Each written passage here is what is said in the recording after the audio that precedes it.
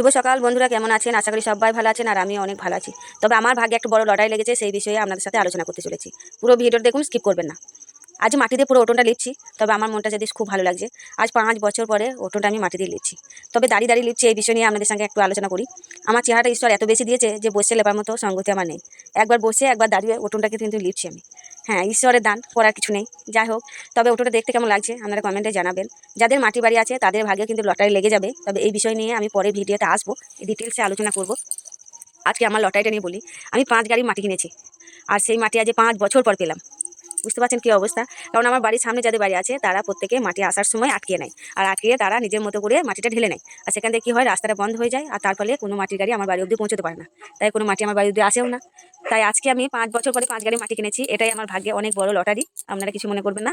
আপনাদের লটারির বিষয় নিয়ে পরের ভিডিওতে আলোচনা করব, কীভাবে আপনারা আবাস যোজনার ঘর পাবেন ওই বিষয়টা নিয়ে আলোচনা করবেন। তবে পরের ভিডিওতে অবশ্যই করে দেখবেন। পুরো বিষয়টা বলবো, কীভাবে আবাস যোজনা ঘর পাবেন, কোথা থেকে যোগাযোগ করতে হবে, কী করে কী করতে হবে, কী বলতে হবে, কী আপনার কাছ থেকে জানতে চাইবে, কী ডকুমেন্টস আপনার কাছ থেকে লাগবে, সবগুলোই বলে দেবো। তবে ভালো থাকবেন, সুস্থ থাকবেন। আজকে এই পর্যন্ত।